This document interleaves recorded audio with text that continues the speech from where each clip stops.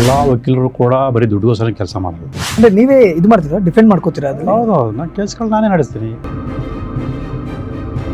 Sir, ಅದೇ ಒಂದು case 24 ಗಂಟೆಲಿ Shalini Rajneesh ಅವರ ಒಂದು ವಿರುದ್ಧವಾಗಿ ಕೂಡ ಒಂದಷ್ಟು ನೀವು ಒಂದು ಕ್ಷಮೆ ಕೇಳ್ತೀರಿ ಬಹಿರಂಗವಾಗಿ. ಅಂದ್ರೆ ಗೊತ್ತಿಲ್ಲದೆ ಅದೊಂದು ತಪ್ಪಾಗಿದೆ, ಅವರ ಹೆಸರು ಬಳಕೆ ಆಗಿರೋದಕ್ಕೆ ಕ್ಷಮಿಸಿ ಅನ್ನೋ ಒಂದು ಮಾತು ಕೇಳ್ತೀರಾ. ಏನ್ ಆಕ್ಚುಲಿ ಅದು ಪ್ರಕರಣ? ನಾನು ಗೊತ್ತಿಲ್ಲದೆ ತಪ್ಪು ಮಾಡಿ ಅಂತ ಹೇಳಿಲ್ಲ. ನನಗೇನು ಮಾಹಿತಿ ಕೊಟ್ಟಿದ್ರು ಆ ವ್ಯಕ್ತಿ ಉಲ್ಟಾ ಹೊಡೆದಿದ್ದಾರೆ. ಹಾಗಾಗಿ ಈ ಹಂತದಲ್ಲಿ ಅಂದರೆ ಅದು ತನಿಖೆಯಾಗಿ ಅದು ನಿಜವಾಗ್ಲೂ ಆ ದುಡ್ಡು ಶಾಲಿನಿ ಹೋಗಿದೆಯಲ್ಲ ಅನ್ನೋ ಬಗ್ಗೆ ತನಿಖೆ ಆಗದೆ ಸ್ಪಷ್ಟತೆ ಇಲ್ಲದೆ, ಸೊ ಈ ಹಂತದಲ್ಲಿ ಶಾಲಿನಿ ಉಪಯೋಗಿಸಿ ತಪ್ಪು ಅಂತೇಳಿ ಕ್ಷಮೆಗಳನ್ನ ಅಷ್ಟೇ ಹೊರತು, ಸೊ ನಾನು ಮಾಡಿರೋ ಆರೋಪ ತಪ್ಪು ಅಂತಾಗಲಿ ಅಥವಾ ಲಂಚ ಕೊಟ್ಟರೆ ಇಲ್ಲ ಏನು ಬಡ್ತಿ ಪಡೆದರೆ ಅದು ಸುಳ್ಳು ಅಂತಾಗಲಿ ನಾನು ಕ್ಷಮೆ ಕೇಳಿಲ್ಲ.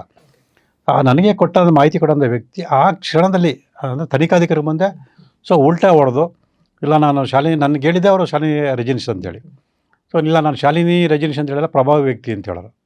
ಸೊ ನಾನು ಕೇಳಿದೆ ತನಿಖಾಧಿಕಾರಿ ಆಯಿತು ಯಾವ ಪ್ರಭಾವಿ ವ್ಯಕ್ತಿ ಅದು ಹೇಳ್ಬೋದಾಯ್ತಲ್ಲ. ಸೊ ಅದನ್ನು ಹೇಳಿಲ್ಲ ಸರ್, ನಾನು ಹೇಳೋಕ್ಕಾಗಲ್ಲ ಅಂತ ಹೇಳಿದ್ರು. ಹಾಗಾಗಿ ಆ ಕ್ಷಣದಲ್ಲಿ ಆ ಒಂದು ಕ್ಷಮೆ ಕೇಳಬೇಕಾಗಿತ್ತು. ಅಷ್ಟು ಬಿಟ್ಟರೆ ಬೇರೆ ಏನಿಲ್ಲ. ಮತ್ತು ಅಲ್ಲಿ ಒಂದು ಈಗ ನೋಡಿ, ತಪ್ಪು ಮಾಡಿದಾಗಂತ ಗೊತ್ತಾದಾಗ ಸೊ ಕ್ಷಮೆ ಕೇಳಿದ ತಕ್ಷಣ ನಾನೆಲ್ಲ ಸುಳ್ಳು ಹೇಳಿದೆ ಅಂತ ಅರ್ಥ ಅಲ್ಲ. ಸೊ ಪ್ರತಿಯೊಬ್ಬರೂ ಕೂಡ ಸಂದರ್ಭಗಳು ತಪ್ಪಾಗುತ್ತೆ. ಆ ಕ್ಷಣದಲ್ಲಿ ತಪ್ಪು ಕೇಳೋದು ಕೂಡ ಒಂದು ನಮ್ಮ ಒಂದು ಒಳ್ಳೆತನನೇ ಹೊರತು ಅದು ದೌರ್ಬಲ್ಯ ಅಲ್ಲ. ತಪ್ಪು ಮಾಡಿದಾಗ ತಪ್ಪು ಅಂತ ಒಪ್ಕೊಳ್ಳೋಲ್ಲಿ ಏನಿದೆ ಅಲ್ಲಿ? ಓಕೆ, ಅಂದರೆ ನೀವು ಯಾವ ಆಧಾರದಲ್ಲಿ ಯಾರೋ ಒಬ್ರು, ಈಗ ಶಾಲಿನಿ ರಜೀಶ್ ಅಂತ ಹೆಸರೇ ನೀವು ತೊಗೊಂಡ್ರಲ್ಲ, ಅದಕ್ಕೋಸ್ಕರ ಹೇಳ್ತಾ ಇದ್ದೀನಿ, ಯಾವ ಆಧಾರದಲ್ಲಿ ಹೇಳಿದ್ರಿ? ಈಗ ಅವರು ಆ ವ್ಯಕ್ತಿ ನಾಳೆ ಬಂದು ಉಲ್ಟಾ ಹೊಡಿತಾರೆ ಅಂತ ನಿಮ್ಗೆ ಗೊತ್ತಿರಲಿಲ್ವಾ? ಇಲ್ಲ, ಯಾಕೆಂತ ಹೇಳಿದ್ರೆ ಆ ವ್ಯಕ್ತಿ ನನಗೆ ಬೇರೆ ಎಲ್ಲ ಸಾಕ್ಷ್ಯಗಳನ್ನು ಬಲವಾಗಿ ಕೊಟ್ಟಿದ್ರು. ಹಾಗಾಗಿ ನಂಬಿಕೆ ಈಗ ಬರೀ ಸುಳ್ಳು ಹೇಳ್ತಂದಾಗ ನಾವು ನಂಬಲ್ಲ. ಅವ್ರು ಏನು ಮೊದಲು ನನಗೆ ಮಾಹಿತಿ ಕೊಟ್ಟರು ಅದೆಲ್ಲ ನಿಜ ಅಂತೇಳಿ ಪೂರಕವಾದ ಸಾಕ್ಷ್ಯಗಳು ಕೊಟ್ಟಿದ್ರು. ಅಂಥ ವ್ಯಕ್ತಿನ ನಾವು ನಮ್ಮದೇ ಇರೋಕ್ಕಾಗಲ್ಲ. ಸೊ ನಂಬಿಕೆ ಅನ್ನೋದು ಎಲ್ಲ ಇದರಲ್ಲೂ ಕೂಡ ನಾವು ನೋಡಬೇಕಾಗತ್ತೆ. ಸೊ ಬೇರೆ ಎಲ್ಲ ವಿಚಾರ ಕೂಡ ನನಗೆ ಅಷ್ಟು ಬಲವಾದ ಸಾಕ್ಷಿ ಕೊಟ್ಟಂಥ ವ್ಯಕ್ತಿ ಈ ಒಂದು ವಿಚಾರ ಸುಳ್ಳು ಹೇಳ್ತಾರೆ ನಮಗೆ ಅನಿಸಲ್ಲ ಆ ಸಂದರ್ಭದಲ್ಲಿ.